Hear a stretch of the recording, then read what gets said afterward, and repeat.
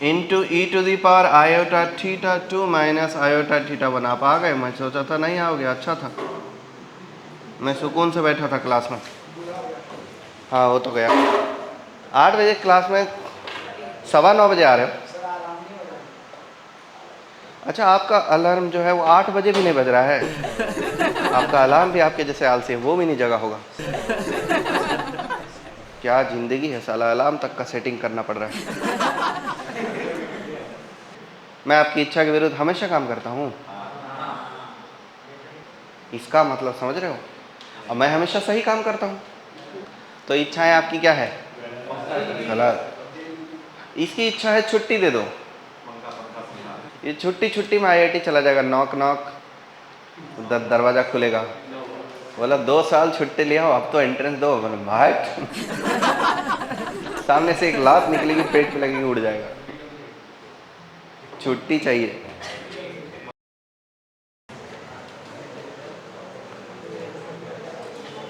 देखो, आप सबको पता है एक कॉम्प्लेक्स नंबर दूसरे कॉम्प्लेक्स नंबर से छोटा या बड़ा नहीं होता है, लेकिन 2 कॉम्प्लेक्स नंबर अलग अलग लाइन बनाते हैं ओरिजिन से ज्वाइन करने पर, और उसके बीच में कुछ एंगल बनता है। तो अभी हम उसी को पढ़ेंगे, एंगल बिटवीन 2 कॉम्प्लेक्स नंबर।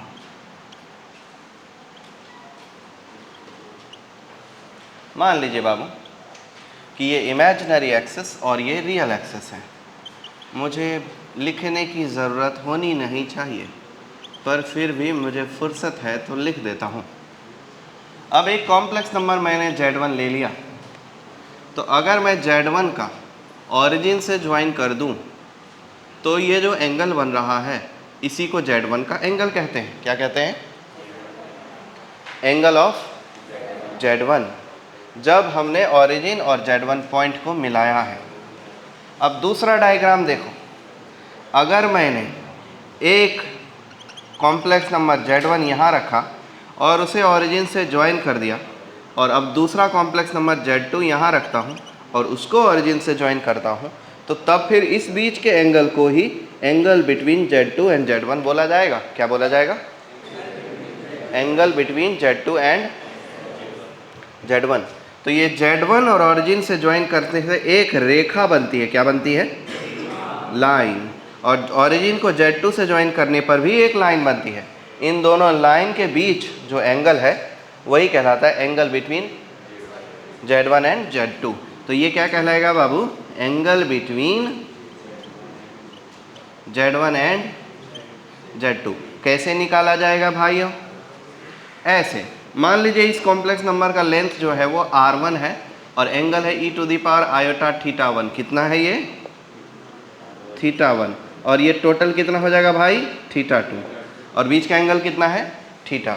तो Z2 को कैसे लिखेंगे यूलर फॉर्म में? Length into E to the power iota angle, it means theta 2। जब हमको Z2 और Z1 के बीच का एंगल चाहिए, तो Z2 एंड Z1 के बीच के एंगल को हम ऐसे लिखते हैं, amplitude of Z2 upon Z1। और ये आपको पता है कि एम्पलीट्यूड ऑफ Z2 यानी R2 into E to the power iota theta 2 upon R1 into E to the power iota theta 1। Amplitude लिखते समय में कॉम्प्लेक्स नंबर के लेंथ से हमें कोई लेना देना नहीं रहता है, इसलिए हम इस चीज़ को कर देंगे इग्नोर। क्या कर देंगे? इग्नोर। तो ये होगा amplitude of R2 by R1 into E to the power iota theta 2 minus iota theta 1। आप आ गए? मैं सोचा था नहीं आओगे। अच्छा था, मैं सुकून से बैठा था क्लास में। हाँ हो तो गया। क्यों आए हो? 7 बजे का क्लास में 8:30 बजे आ रहे हो? 8 बजे क्लास में 9:15 बजे आ रहे हो? अच्छा, आपका अलार्म जो है वो 8 बजे भी नहीं बज रहा है। आपका अलार्म भी आपके जैसे आलसी है, वो भी नहीं जगा होगा।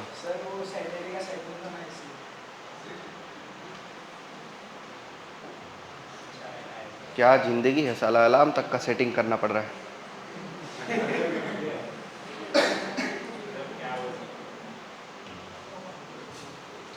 चिल जिंदगी चल रहा है, चिल। जियो जियो शेर। θ2 माइनस θ1 यही हो जाएगा थीटा, जो कि एंगल है।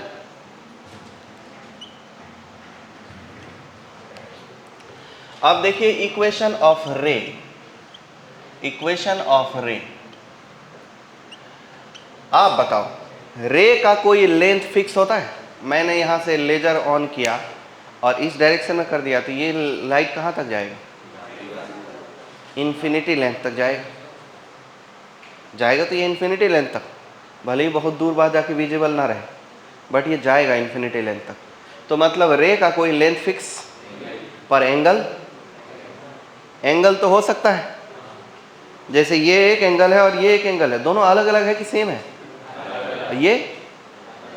ये डिफरेंट है, ये डिफरेंट है। एंगल फिक्स हो सकता है हर एक रे का, लेकिन रे का लेंथ फिक्स नहीं होगा। तो अभी हम इक्वेशन ऑफ रे करेंगे। मान लीजिए ऑरिजिन से निकल करके कोई एक रे है जो इन्फाइनाइट लेंथ पर जाता है, और इस पर कोई जो भी पॉइंट्स है उसका लोकस को हमने जेड का लोकस कहा है। तो मान लीजिए जेड इस डायरेक्शन में गया, तो इसका इक्वेशन लिखेंगे कैसे? ये एंगल कितना बनाया रियल एक्सिस के साथ, anti clockwise with positive direction of real axis, angle बनाया थीटा। कितना बनाया? थीटा। ये है रे। क्या है ये? रे। यहां तक है कि आगे भी है? ये ऐसे टोपी का मतलब होता है कि यह आगे भी है। ये बात तो आपको बेसिक क्लास में पढ़े होंगे, लोअर स्टैंडर्ड में, कि आगे जाता ही जाएगा। तो इसका इक्वेशन कैसे लिखेंगे? इसका इक्वेशन सिंपली लिख देंगे amplitude of Z equal to pi ना, amplitude of Z equal to theta. क्या लिखेंगे भाई? Amplitude of Z equal to theta. अब अगर मान लो इस रे पर कोई एक पॉइंट जेड है जो कि मूव कर रहा है, तो उस जेड का कोऑर्डिनेट क्या होगा? एक्स कमा वाई। कोई कंफ्यूजन वाली बात नहीं है। तो इस रे का इक्वेशन क्या होता है? y equal to tan theta into X. ये कोई नया बात बोला हूं मैंने? y equal to M X, यही तो इक्वेशन होता है ओरिजिन से पास करने वाली लाइन का, वो लाइन ही तो है।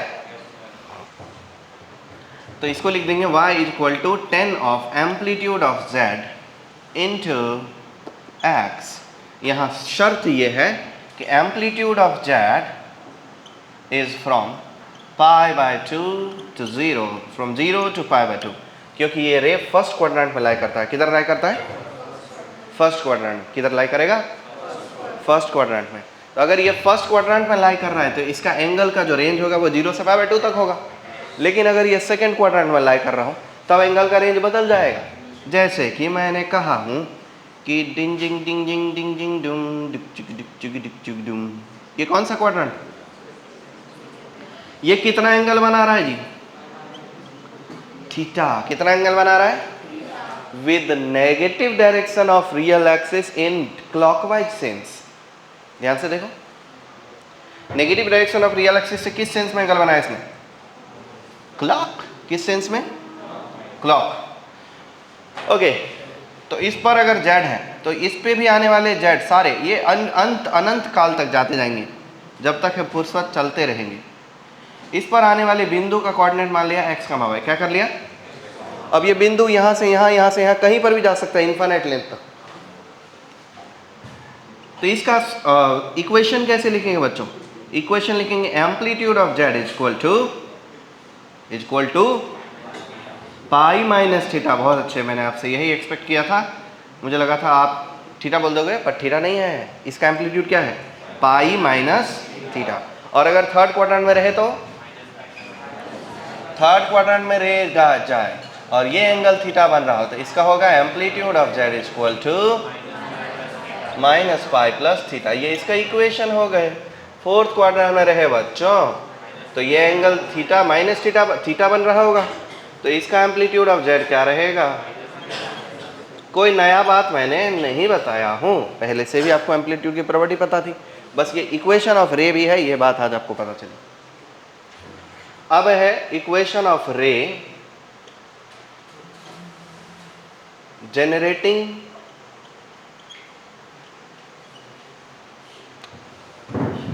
At a complex number Z1, क्योंकि ये सब इक्वेशन, ये सब रे कहाँ से जनरेट हो रहा है? ओरिजिन से। लेकिन कभी कभी ओरिजिन से जनरेट हो ये बात की जरूरत नहीं है, कहीं और से भी जनरेट हो सकता है। तो तो equation of ray generating at Z1, देखो बाबू, मान लिया जाए कि Z1 यहाँ एक पॉइंट है और यहाँ से इस एंगल पे चल दिया रे, कि किधर गया, ये कौन है, ये Z है, क्या है ये, Z है, ठीक है। तो ये ने इसका एम्पलीट्यूड लिखना पड़ेगा। इस पर कोई एक पॉइंट है Z, क्या है सर, Z। इसका इक्वेशन लिखेंगे तो amplitude of Z minus Z1, यानी इस लाइन का एंगल। लेकिन ये लाइन का एंगल मेजर किसके साथ करेंगे, किसके साथ मेजर करेंगे, तो एक काम करते हैं, रियल एक्सिस के पैरेलल किसी के साथ मेजर कर लेते हैं। तो एक पॉइंट ले लेते हैं ये Z1 और इसी के थोड़ा राइट में Z1 प्लस कोई कांस्टेंट। कोई कंफ्यूजन इसमें, Z1 को कांस्टेंट ऐड कर देंगे तो पॉइंट सरक जाएगा इधर। तो अब हमारे दो रे मिल चुके हैं, एक ये रे, एक ये कांस्टेंट रे है, फिक्स है। तो इसके साथ जितना एंगल बनाएगा वही एंगल है इसका। तो लिखते हैं amplitude of Z minus Z1 with what, Z1 plus K minus Z1। समझ पाए आप, ये पॉइंट माइनस ये पॉइंट, ये पॉइंट माइनस ये पॉइंट, ये वाला रे बन जाता है, और Z माइनस Z1 ये वाला रे बन जाता है। इसी के बेच का हमको क्या चाहिए, एंगुल। क्या चाहिए, एंगुल।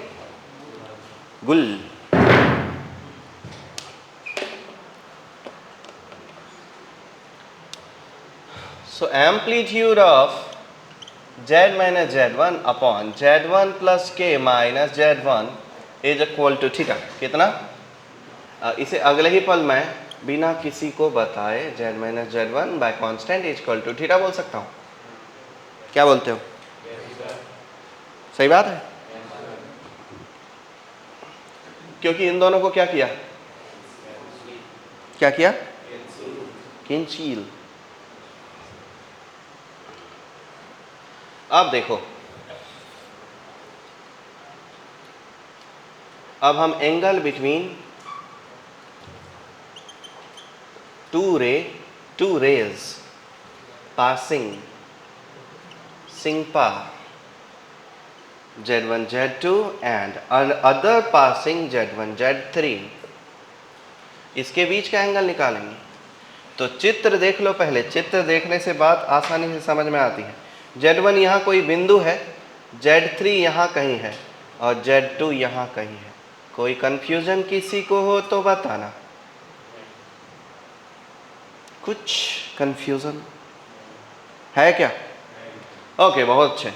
तो Z3 Z1 ये रे हो गया और Z2 Z1 ये रे हो गया। अब इसके बीच का क्या चाहिए हमको, एंगल, मान लिया थीटा। कैसे लिखेंगे इसको भाई साहब, amplitude of Z3 minus Z1 by Z2 minus Z1 is equal to कितना, थीटा। समझ गए। और आपको इतना तो पता ही होगा कि एम्पलीट्यूड ऑफ Z1 Z2 जो होता है Z1 अपॉन Z2, ये Z1 और Z2 के बीच का एंगल होता है, वो अभी बताया उधर। तो इसलिए ये कॉम्प्लेक्स नंबर डिवाइडेड बाय ये कॉम्प्लेक्स नंबर का मैग्नीट्यूड, एम्पलीट्यूड का मतलब होता है इसके बीच का एंगल।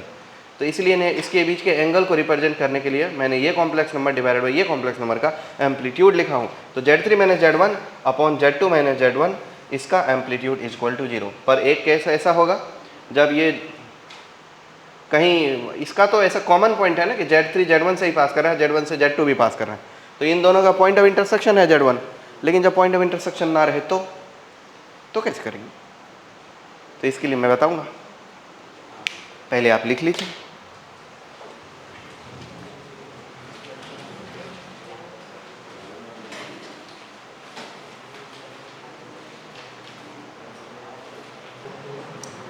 अब देखो, angle between two rays passing Z1 Z2 and Z3 Z4। दोस्तों Z1 यहाँ है, Z2 यहाँ है, Z1 Z2 को ज्वाइन किया तो ऐसा, Z3 यहाँ है और Z4 यहाँ है। तो अब इसका कोई कॉमन पॉइंट ऑफ इंटरसेक्शन तो हुआ नहीं, नहीं हुआ ना, कि हो गया।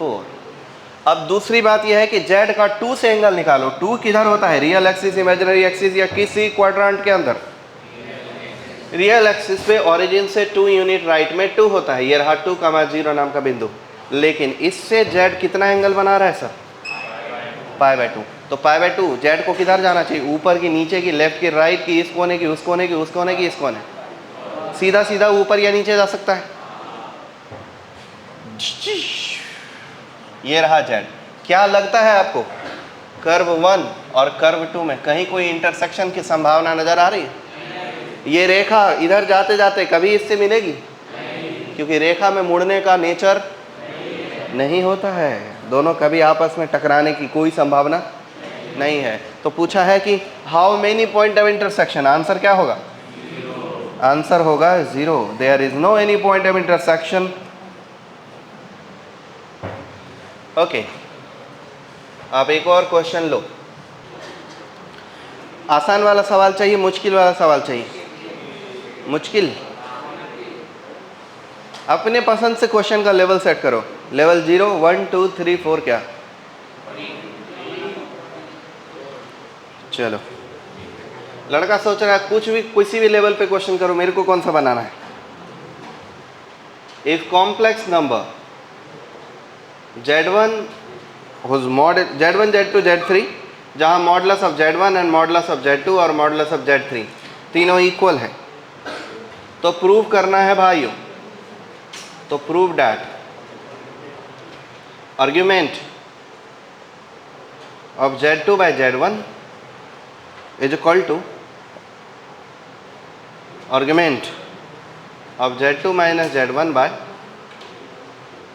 z1 minus z3 का होल स्क्वायर। पहले मुझे एक बात बताओ, क्या कभी ऐसा हुआ है कि किसी दिन मैंने j1 का क्लास लिया हो और j2 का नहीं लिया हो कॉम्प्लेक्स नंबर में? इस बीच में कभी 4-5 दिनों में कब हुआ है? अच्छा, तभी मैं सोचूं कि सिलेबस एक लेक्चर पीछे कैसे हुआ।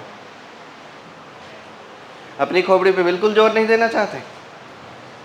और अगर मैं कहूं कि मुझे देखते ही ऑब्वियस लगता है, तो आप क्या कहोगे? कि लगता होगा आपको ऑब्वियस। मुझे तो कुछ पल्ले भी नहीं पड़ा कि क्या क्या कैसे ऑब्वियस लग सकता है। और अभी जब मैं समझाऊंगा आपको भी ऑब्वियस लगेगा। 2 मिनट विचार करो, 2 मिनट पुनर्विचार करो। तब तक मैं एक और क्वेश्चन लिख देता हूं।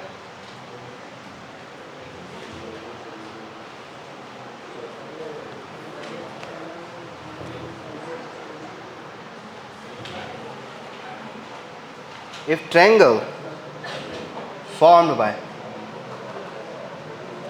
कुछ भी करोगे, बातचीत करने नहीं दिया हूं मैंने। विचार करने का मतलब होता है खुद से सेल्फ एनालिसिस करना है। ऐसा नहीं कि दो बाजू वाले से गप्पे मारने लग गए। बाजू वाले से गप्पे मारे हुए तो फिर तो मैं ही बना देता हूं। Triangle formed by complex number z1 z2 and z3 is equilateral, then prove that z2 plus z3 minus 2z1 upon z3 minus z1 z2 is purely imaginary complex number। तो ये संभव है कि वो तीनों एक सर्कल पे लाई कर रहे हो। संभव है। तो मान लिया एक सर्कल ओरिजिन सेंटर वाला, ये डायग्राम मैं बना रहा हूं, इसमें ये लाइन की जरूरत नहीं है। ओरिजिन सेंटर वाला एक सर्कल मान लिया जिस पे कि ये तीनों ही z1 z2 z3 लाई कर रहे हैं। तो मान लीजिए कि z1 यहाँ है, z2 यहाँ है, z3 यहाँ है। अच्छा, ये पूछना, ये कहता है कि प्रूव करो z2 और z1 के बीच का जो एंगल है मतलब ऑरिजिन को से जब Z1 को मिलाओगे और ऑरिजिन से जब Z2 को मिलाओगे तो ये इसके बीच का जो एंगल है, आपको इतना तो पता होगा कि एम्पलीट्यूड ऑफ Z का स्क्वायर जो होता है वो 2 times of amplitude of Z होता है, मालूम ना। अब ये देखते हैं Z2 माइनस Z1 क्या है। और ये Z1 नहीं होगा, यहाँ Z3 होगा भाई। ठीक है, Z2 माइनस Z1, तो Z2 माइनस Z1 है कि Z2 माइनस Z3 है?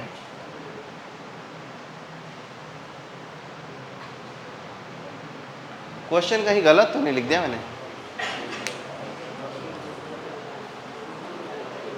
Z2 minus Z3 upon Z1 minus Z3, गलत लिख दिया। Z2 minus Z3। अच्छा, इसके वजह से आपको कुछ अटका हो तो मैं अभी भी समय दे सकता हूँ। आगे एक बार और ट्राई करना चाहो, आपको लगता नहीं सर आपने क्वेश्चन गलत दिया इसलिए नहीं बना, तो कर लो ट्राई। एक बार गलतफहमी दूर हो जाए, और क्या है। क्या बोलते हो, मैं इसके आगे करूं कि आप कर लोगे? मैं करूं? वाह मेरे बच्चों, शाबाश, गर्व है मुझे आप पर। ये कहता है Z2 माइनस Z3, तो भाई और बहनों Z2 माइनस Z3 का मतलब ये वाला कॉम्प्लेक्स नंबर, ये वाली लाइन, और Z1 माइनस Z3, तो Z1 माइनस Z3 का मतलब ये वाली लाइन। अब लेफ्ट वाली चीज को देखो तो वो कहता है Z2 Z1 के बीच का एंगल, मतलब ये एंगल, ये लाइन और ये लाइन के बीच का एंगल का नाम ले लेते, मान लेते तो थीटा, तो इसकी वैल्यू थीटा हो गई। तो ये कहता है कि इस एंगल का डबल है ये वाला एंगल, मतलब इस थीटा का डबल है 2 थीटा। क्या लगता है आपको, होता नहीं है सर्कल में? ऑब्वियस रिजल्ट नहीं है ये? तो मैंने जो कहा था कि ऑब्वियस लग रहा है तो गलत कहा था।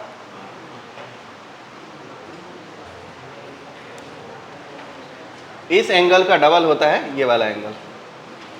इसमें कुछ प्रूव करने जैसी थी ही नहीं, है ही नहीं, बस डायग्राम बनाना है और वो क्लियर प्रूव हो जाता है। By diagram it is true.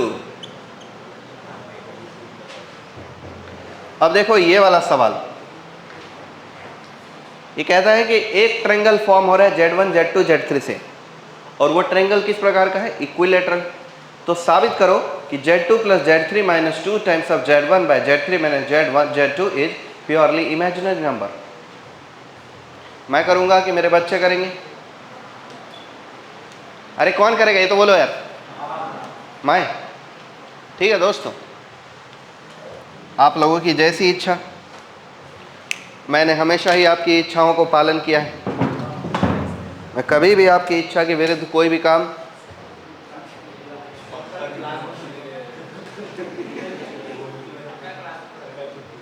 आपकी इच्छा के विरुद्ध कभी कुछ किया मैंने?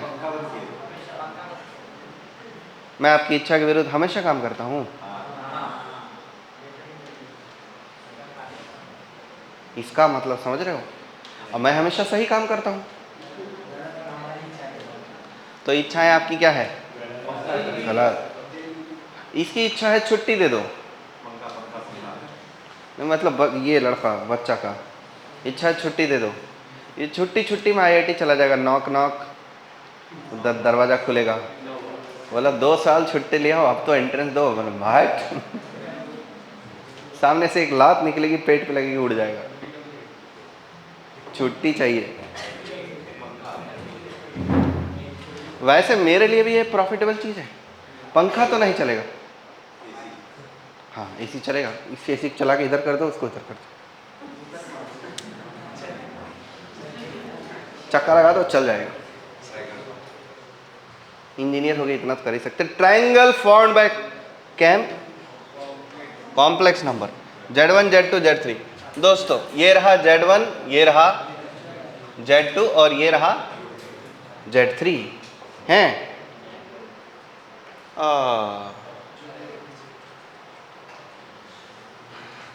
मैं इसको Z2 करता हूँ और इसको Z3 करता हूँ, इसको Z1 करता हूँ।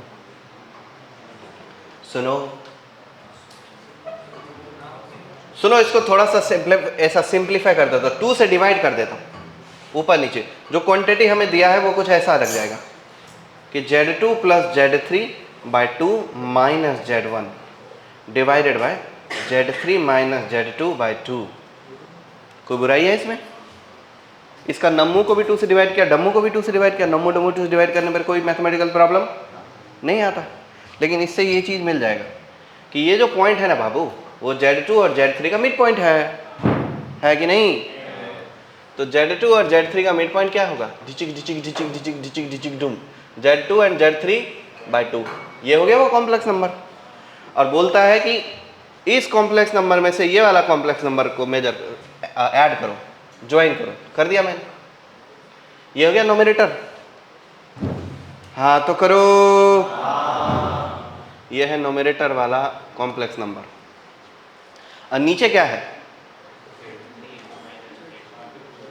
Z3 minus Z2। तो Z3 माइनस Z2 बाई 2, क्या वो यही लाइन है? Z3 माइनस Z2 इतना बड़ा हो जाएगा तो उसको 2 से डिवाइड करेंगे, इतना बड़ा हो जाएगा, लेकिन लाइन तो यही रहेगा। क्या ये दोनों आपस में परपेंडिकुलर है कि नहीं? तो अगर ये दोनों आपस में परपेंडिकुलर है तो नोमिनेटर और डिनोमिनेटर परपेंडिकुलर हो तो बीच का एंगल कितना बनेगा? 90 डिग्री। बीच का एंगल कितना बनेगा? 90 डिग्री। तो इस कॉम्प्लेक्स नंबर का एम्पलीट्यूड कितना होगा? 90 डिग्री। और अगर किसी कॉम्प्लेक्स नंबर का एम्पलीट्यूड 90 डिग्री हो जाए तो क्या वो प्योरली इमेजिनरी नहीं होता है? बताओ भाई, कोई मुश्किल बात थी? मैंने कहा था, मुझे देख के ऑब्वियस लगा था, सही कहा था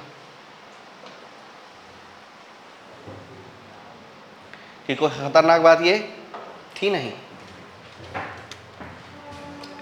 clearly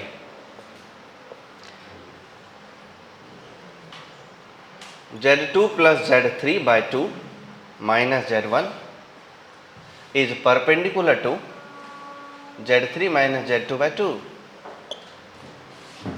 So, amplitude of Z2 plus Z3 by 2 minus Z1 upon Z3 minus Z2 by 2 is equal to pi by 2. So, complex number Z2 plus Z3 minus 2Z1 upon Z3 minus Z2 is purely imaginary.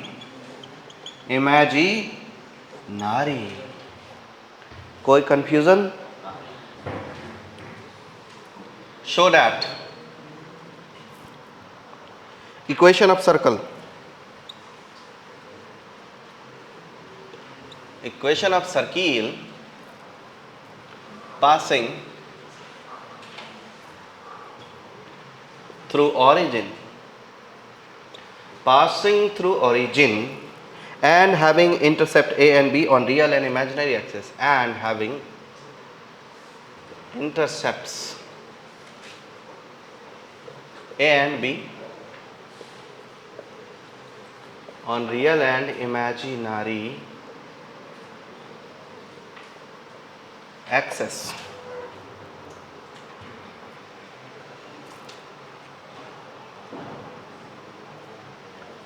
On the organ plane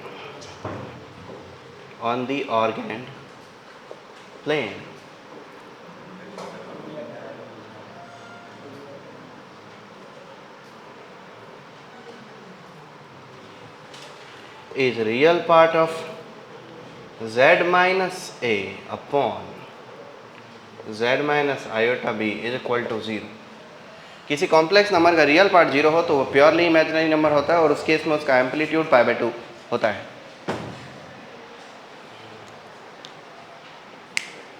तो अगर nominator और denominator का amplitude pi by 2 है तो nominator denominator आपस में perpendicular होते हैं। तो या तो Z minus A by Z minus iota भी आपस में परपेंडिकुलर साबित कर तो काम हो जाएगा। Equation of circle passing through the origin and having intercept A and B on real and imaginary axis on the organ plane is real part of Z minus A by Z minus A bar, Z minus iota B is equal to 0. मुझे ही करना चाहिए ना, क्या time भी कम है अपने पास? तो आपको खोटी करने के लिए देने का कोई मतलब है नहीं। होमवर्क तो देंगे ही ना आपको बहुत सारा।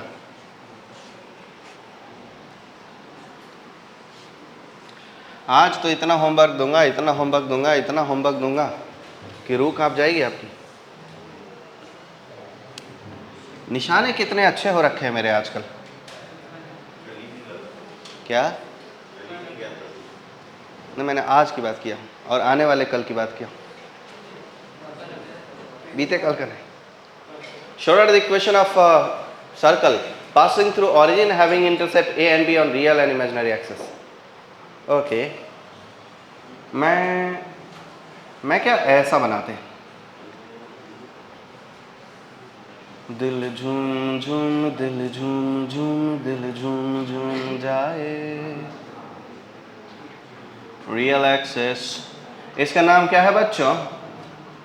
Imaginary axis having intercept. और ये थोड़ा सा डायग्राम ना मुझे पसंद नहीं आ रहा है, डायग्राम को और सुंदर बना लेते हैं, इतना काफी है। दोस्तों सुनो, किस बिंदु से पास हो रहा है? 0,0 से। एक्स इंटरसेप्ट क्या है भाई? रियल एक्सेस और इंटरसेप्ट।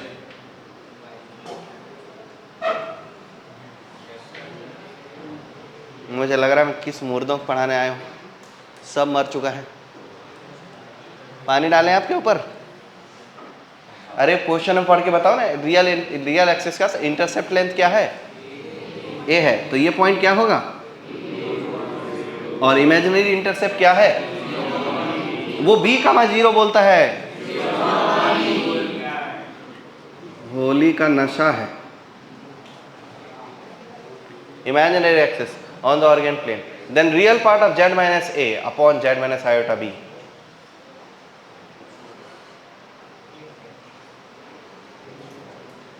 इसमें शो क्या कर रहा है? Equation of circle passing through origin and having intercept a and b on real and imaginary axis on the origin plane, real part of z minus a.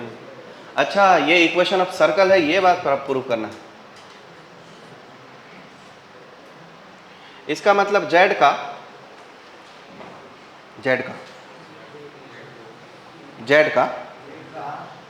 a से join करने पर, z का b से join करने पर जो रेखा बनेगी वो आपस में परपेंडिकुलर होएगी। डायग्राम को देख के लगता है कि ये आपस में परपेंडिकुलर है। किसी एक सर्कमफेरेंस पे अगर दो परपेंडिकुलर कॉर्ड हो तो इसका मतलब वो कॉर्ड डायमीटर बना देगा, क्योंकि डायमीटर के एंड पॉइंट से अगर दो कॉर्ड डाले जाएं तो आपस में सर्कमफेरेंस पे 90 डिग्री बनाते हैं। सर्कल की ये प्रॉपर्टी हम सब, इसलिए इसका नाम क्या रखेंगे? डायमीटर। क्या नाम रखेंगे? इसका मतलब ये हुआ कि इसमें से कोई भी सर्कमफेरेंस पे किसी भी एक बिंदु पे z रख दिया जाए। क्या रख दिया जाए? और z का जब a को ज्वाइन करेंगे तो नोमिनेटर मिलेगा z को a से ज्वाइन करेंगे नोमिनेटर मिलेगा, z को b से ज्वाइन करेंगे डिनोमिनेटर, तो ये भी परपेंडिकुलर। मान लो z यहाँ न रहते हुए यहाँ रख दिया जाए तो z को a से ज्वाइन करेंगे, z को b से ज्वाइन करेंगे, ये भी परपेंडिकुलर। z को यहाँ रख दिया जाए, b से ज्वाइन करो, a से ज्वाइन करो, ये भी परपेंडिकुलर। z को यहाँ रख दो, इसको ज्वाइन करो, इसको ज्वाइन करो, ये भी परपेंडिकुलर। सर्कमफेरेंस की किसी भी पॉइंट से z को b से ज्वाइन करो, a से ज्वाइन करो, आपस में क्या होने वाले हैं? परपेंडिकुलर। तो अगर ये और इसके बीच का डिग्री एंगल 90 डिग्री है, परपेंडिकुलर है z minus a z minus b iota, ये क्या है? z minus a is perpendicular to z minus b iota है। It's implies that z minus a by z minus iota b का angle कितना हो गया सर? एम्पलीट्यूड कितना हुआ सर? π/2। इसका मतलब z minus a by z minus b iota क्या है? Purely imaginary. क्या है? Purely imaginary. इसका मतलब real part of z minus A by z minus B iota is equal to कितना होगा, यही बात प्रूव करना था, कर दिए। कोई कंफ्यूजन किसी को? अब सुनो होमवर्क, छोटा होमवर्क। 3.89 एक इलस्ट्रेशन, 3.90 एक इलस्ट्रेशन, 2 इलस्ट्रेशन बस पढ़ना है।